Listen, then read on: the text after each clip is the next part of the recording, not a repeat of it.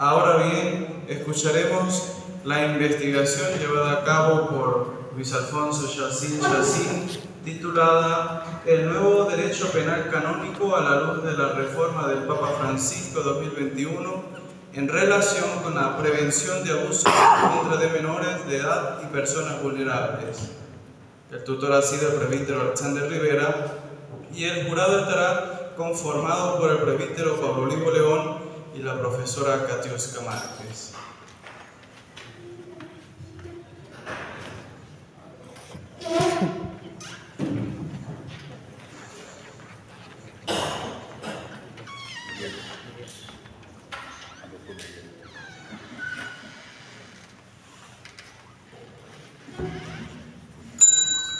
Buenos días, distinguidos miembros del jurado y público en general presente. Para iniciar, debemos considerar la siguiente premisa. Todo delito, técnicamente hablando, puede ser considerado pecado, pero no todo pecado puede ser considerado delito. Aunque, grosso modo, desde los inicios de la humanidad misma, el mal, el pecado y el delito han ido acrecentándose y sembrándose en el corazón del mismo hombre, de las más variadas y atroces maneras de perpetrarse. Sin embargo, la raíz de tales actos proviene de una causa común: el abuso,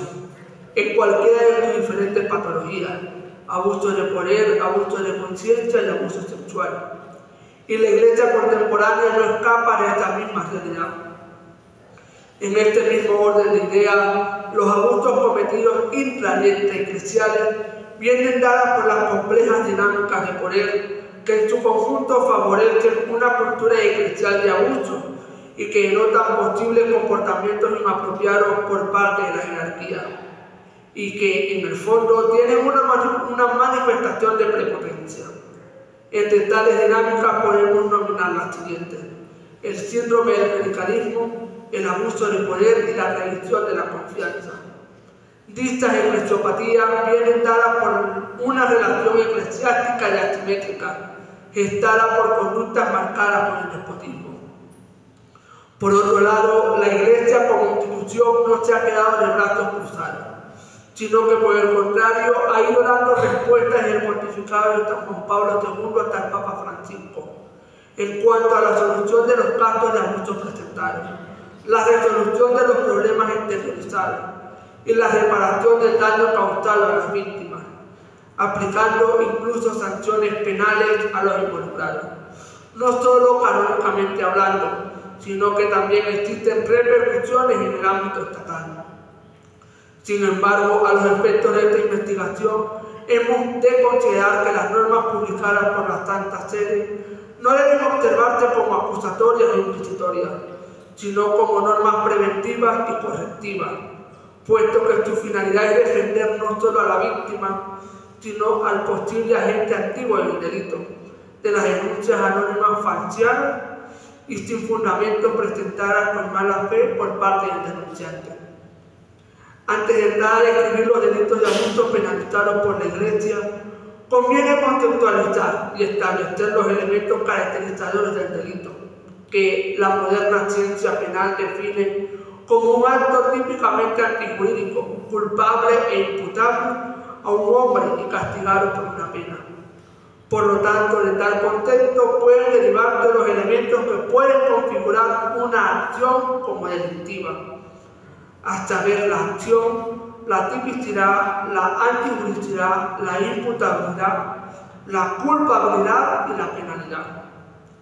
En cuanto al tema que verdaderamente nos atañe, esto es la tipificación de los delitos de abuso en la reciente normativa canónica, hemos de recalcar que, en primer lugar, el Dicasterio de la Doctrina de la Fe es el organismo encargado de juzgar los delitos contra la fe y los más cometidos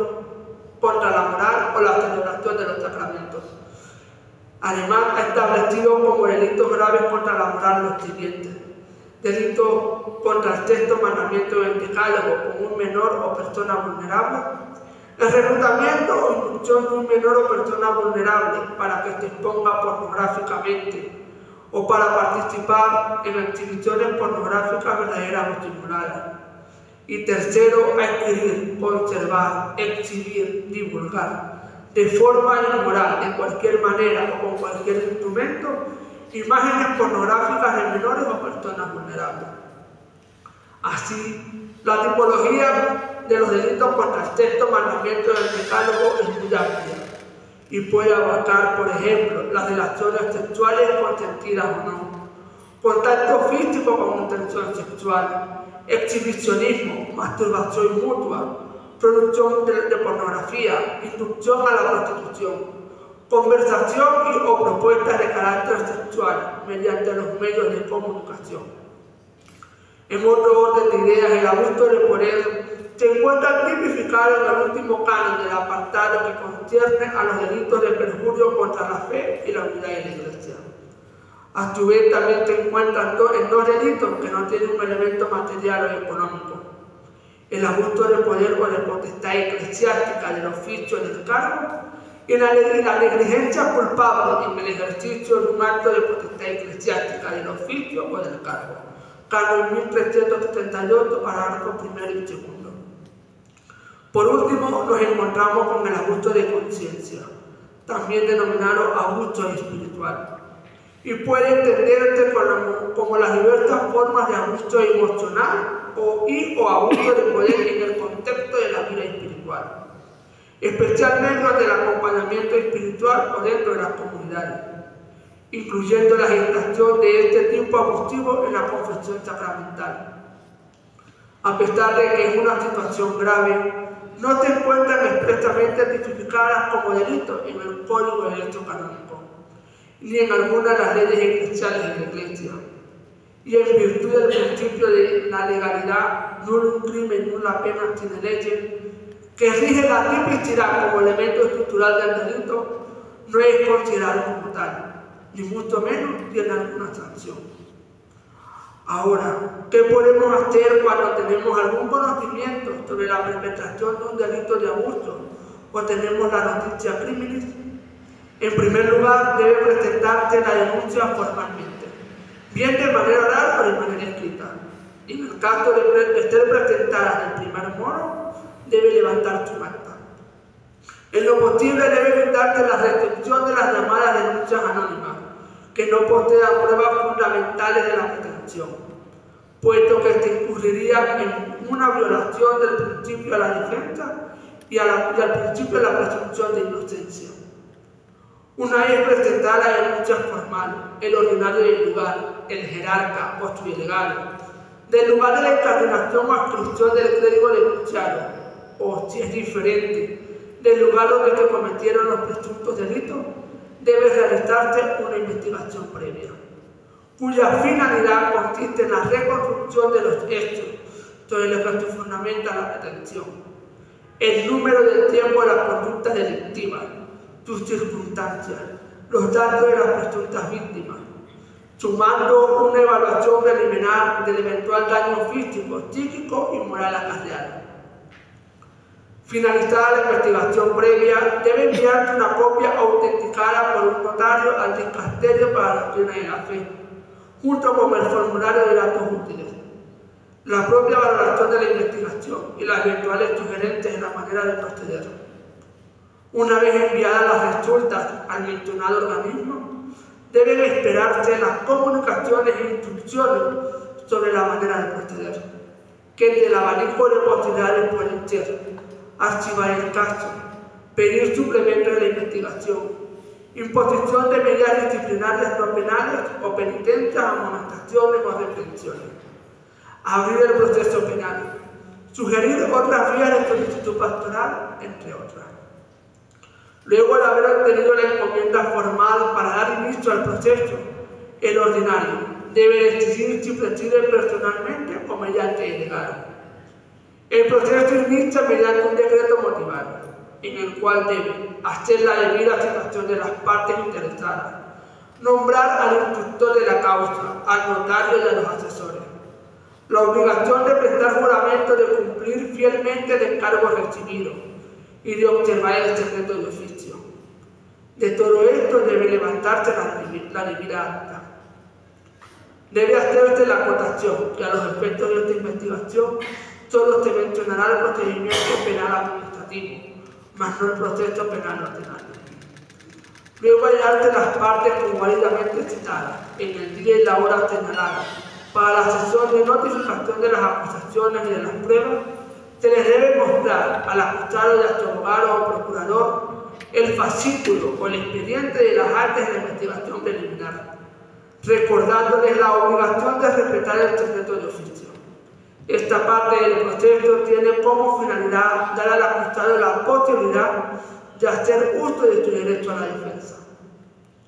Luego de ser valoradas las pruebas y que el acusado haga su derecho a la defensa, el ordinario o su delegado debe dictar un decreto que clausura el proceso, produciendo declarar una pena, un remedio penal o la penitencia que considere adecuada para la reparación del daño causado, la restitución de la justicia y la corrección del reo. Debe señalarte que por ser un acto administrativo o extrajudicial, el decreto penal no es una sentencia, sino un decreto administrativo.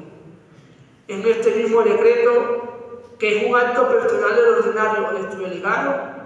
debe ser autenticado por el notario y no requiere la firma de los asesores.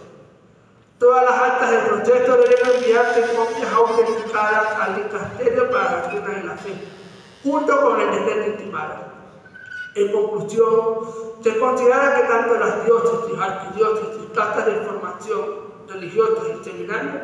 deben elaborar no solo un código de conductas de prevención de abuso, sino un completo código de normas sustantivas y objetivas, llevando a la práctica las normas universales emanadas por las Santas Sedes a las diferentes realidades particulares. Además, cada uno de nosotros somos garantes de hacer de la Iglesia un lugar seguro y de acogida tal como lo fue su fundador, nuestro Señor Jesucristo. Por último, y no por ello menos importante, la prevención de abusos comienza desde la formación inicial de los seminarios y casas de formación religiosa,